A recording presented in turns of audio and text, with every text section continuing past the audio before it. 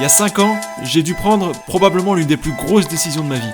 J'ai refusé une belle opportunité dans une grosse boîte pour tenter l'aventure freelance à 100%, sans savoir si ça allait marcher, si j'avais ce qu'il fallait en moi pour réussir. Je suis vraiment parti de zéro, pas d'argent pour acheter du matos, pas de compétences, pas d'appart. J'ai pu passer plusieurs mois entre chez mes parents et chez ma copine, à bosser de là où je pouvais, sur le canapé, sur la table de la cuisine, dans des cafés. J'ai commencé à avoir quelques projets, j'ai investi petit à petit dans du matos, et 1 an plus tard, on a pu louer un appart avec ma copine. J'ai donc pu mettre un bureau dans la chambre, j'étais beaucoup mieux, j'avais une routine, une organisation, un double écran, et ce setup il a duré 4 ans. Tout ça pour dire que j'étais encore dans ma chambre il y a 1 mois. Il aura donc fallu attendre 5 ans pour pouvoir acheter un appartement et pour construire mon setup de rêve, celui que j'attendais littéralement depuis des années. Je vais vous présenter tout ce que j'ai choisi pour mon nouveau setup, l'écran, haut-parleur, casque, le porte-casque, le tapis, le micro, je vais tout vous montrer. Mais avant toute chose, je voulais vous montrer l'élément essentiel du bureau, à savoir, le bureau, parce que non, il vient pas d'Ikea ce bureau. Non.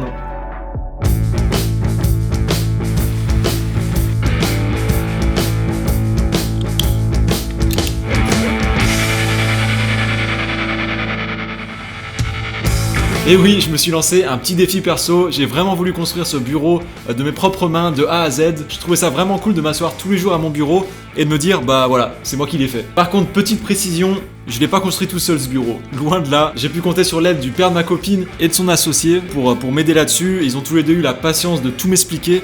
Et autant vous dire qu'il en a fallu de la patience. Donc on a construit le bureau sur 3 demi-journées différentes. On a commencé par aller chercher du bois de chêne au fin fond de l'atelier de charpente. On a commencé par couper des planches d'environ 13 cm de largeur. On en a coupé 6 ou 7 qu'on va par la suite coller ensemble. Le bois, c'est un matériau vivant qui bouge dans le temps. J'ai l'impression d'être un spécialiste du bois maintenant, je m'arrête plus. Parce que si on avait mis qu'une seule grosse planche naturelle, le bois dans le temps, il aurait creusé quoi. Voilà. Vous me demandez si vous avez des questions sur le bois.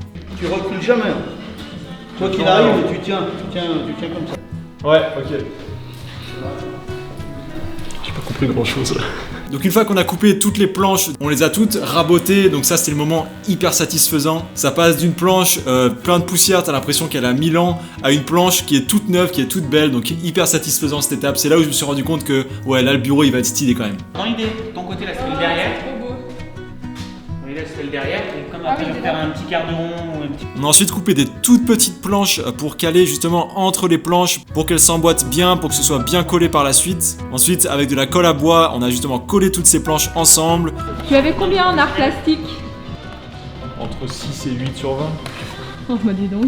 On les a poncés pour enlever toute la colle et pour enlever toutes les dernières imperfections sur les planches. Donc une fois le bureau terminé, restait plus qu'à le vernir. Donc j'ai choisi du vernis un peu plus sombre, pour donner un aspect plus sombre. C'est ce que je voulais, c'est ce que j'avais en tête. 2 couches de vernis, on laisse sécher et voilà, on a son bureau. Et honnêtement, je suis hyper content du rendu. J'ai voulu volontairement garder les petites imperfections qu'on peut voir pour justement montrer qu'il sort pas d'Ikea ce bureau. On l'a vraiment construit nous-mêmes, donc j'en suis plutôt fier. Ça c'est pour la planche et du coup, forcément, pour faire tenir une planche en hauteur, parce que c'est un peu le concept du bureau, j'aurais pu le mettre par terre, ça aurait été un peu moins pratique je pense. Mais j'ai donc dû trouver des pieds pour tenir cette belle planche. Il y a une boîte que j'ai repérée il y a un moment qui s'appelle la Fabrique des Pieds, c'est une boîte française qui fabrique ses pieds à Lille. J'ai vu ces pieds sur les réseaux sociaux, c'est du fer forgé, moi j'ai choisi ceux en croix. Ils ont eu la gentillesse de m'en envoyer 2, donc franchement ça va parfaitement avec la couleur du bureau, avec l'environnement. J'adore le bois métal, le côté industriel. Allez jeter un coup d'œil à la Fabrique des Pieds parce que si vous voulez construire votre bureau, vous trouverez énormément de choses là-bas, je vous recommande d'aller voir, donc voilà. Merci à toute l'équipe de m'avoir fait confiance là-dessus, franchement je suis ravi du résultat. On va passer à la partie que beaucoup d'entre vous attendent, j'ai reçu pas mal de questions par rapport à tout ce que j'ai choisi que vous voyez ici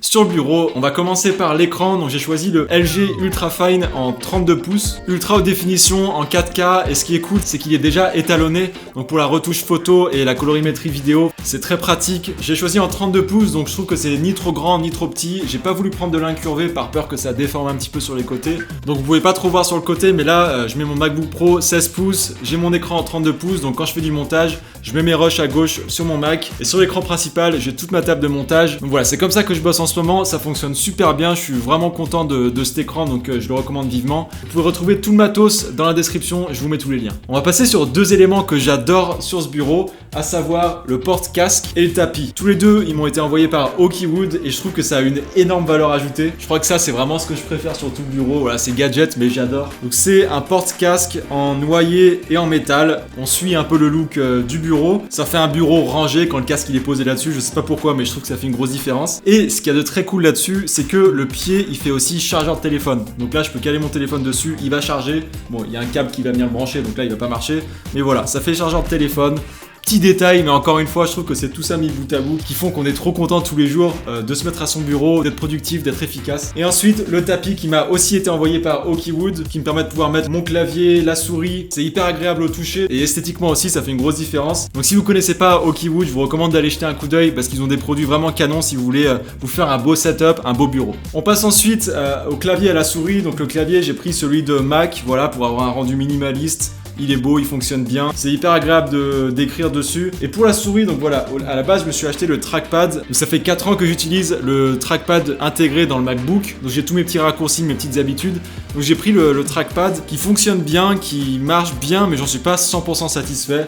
Du coup, j'ai aussi acheté une souris, voilà, avec pas mal de molettes, dont celle-là qui est très pratique pour pouvoir naviguer de gauche à droite sur la timeline. Donc finalement, en fait, j'utilise vraiment les deux. J'utilise les deux souris. Pour les haut-parleurs, donc là, j'ai pas changé, j'ai ça depuis un moment. C'est les Bose Companion 2. Pas forcément ce qui se fait de mieux, mais honnêtement, ça fait parfaitement le taf pour moi. Je suis très souvent en train de monter avec mon casque, donc pour le peu de fois que je les utilise, franchement, ça fait vraiment le boulot. Et du coup, par rapport au casque, donc ça pareil, j'ai depuis un moment, c'est les Bose QC35, une petite merveille. Il est très populaire, il y a beaucoup de monde qui l'a, mais franchement, il est juste incroyable, surtout dans les transports. Il y a la réduction de bruit, donc dans les avions, tu le mets et c'est juste magique en fait. T'entends plus le moteur, t'as l'impression d'être dans ta bulle. Et puis surtout, il couvre toute l'oreille, donc il va pas venir appuyer comme certains casques sur ton oreille. Au bout de 20 minutes, t'as trop mal aux oreilles. Donc c'est vraiment une bonne option. Encore une fois, je vous mets tous les liens dans la description. Autre nouveauté, et ça va complètement révolutionner la façon dans laquelle je bosse tous les jours au quotidien, c'est que j'ai investi dans un NAS. Donc pour ceux qui savent pas, un NAS c'est comme un gros cloud personnel. Un NAS ça ressemble à ça, donc on dirait un gros disque dur qui est directement branché sur internet. Et ce qui est ouf avec un NAS, c'est que peu importe où vous êtes sur la Terre, vous allez pouvoir accéder à tous vos fichiers si vous avez une connexion internet. Donc par exemple là dans une semaine, je pars pour un tournage au Canada et tous les soirs quand je rentre à l'hôtel, je vais pouvoir mettre sur la Wi-Fi et transférer tous les rushs sur le NAS qui se situe ici en France et ça va me faire mon backup ici. Donc, hyper pratique quand on bosse à plusieurs, même quand vous bossez tout seul pour avoir un backup de n'importe où vous êtes dans le monde. Franchement, il y a plein d'options sur le marché. Pour l'instant, j'en ai pas pris un trop gros non plus. J'ai pris un Synology en 8 Tera. Pour l'instant, ça me suffit amplement. Je vais pas forcément laisser tous les fichiers dessus tout le temps. Donc voilà, 8 Tera, c'est quand même suffisant pour moi. Après, il y a plein d'options sur le marché. À vous de voir ce qui peut être le mieux pour votre usage. En termes de lumière, parce que quand j'ai changé le setup, je me suis dit aussi, c'est un moment de passer sur un setup lumière plus pro. Donc je suis passé sur le 120D Mark II. C'est de la marque Aputure. Donc là, on passe vraiment sur du matériel haut de gamme. J'ai pris le Light Dome Mini 2 qui est beaucoup plus petit que les softbox de base parce que voilà, on n'a pas non plus un espace énorme. Donc pour le coup, je suis hyper satisfait de la taille de la softbox. En effet, c'est petit, mais par exemple là, ça m'éclaire pour ce tournage. Je l'ai mis pas très loin de moi. La grosse softbox, honnêtement, elle aurait pris toute la place. Ça aurait pas été possible, pas pratique du tout. Et surtout, petit détail qui fait la diff. Pareil, c'est gadget, mais qu'est-ce que c'est bon d'appuyer là-dessus pour éteindre la lumière. Trop cool. Et dernière chose dont je voulais vous parler aujourd'hui, parce que je crois que j'ai plus ou moins fait le tour, c'est ce petit micro. Celui-ci, je pourrais faire de la ASMR. C'est le Rode NT USB, donc celui-là il est directement relié à mon boîtier. Ça faisait un moment que je cherchais une solution pour mes vidéos YouTube. Jusqu'à présent c'était soit micro-cravate, soit micro-directionnel sur le boîtier. Mais honnêtement celui-là il va me servir dans plein de situations, que ce soit justement pour ces vidéos YouTube, mais aussi pour les voix off pour certains clients, pour faire des podcasts. Voilà, c'est pratique dans plein de situations. En plus il est beau, voilà, il passe bien à la caméra. Donc je suis parti là-dessus et pour l'instant très content du rendu. Un cactus, parce que c'est important d'avoir un cactus sur son bureau si vous voulez qu'il soit photogénique. J'ai un problème avec les cactus, j'adore ça. Donc lui, il s'assoit là, il bouge pas, il est très important.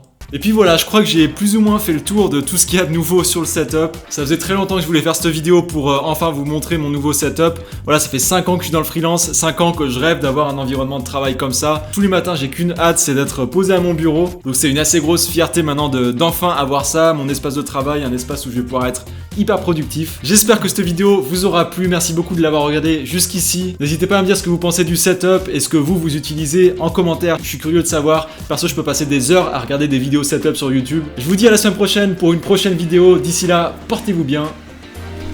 Ciao, ciao. 3, 2, 1. Attends. 3, 2, 1. Voilà, putain. T'as pas le casque sur les oreilles, tu vas faire comment Ah oui, pour te putain, dégager? oui.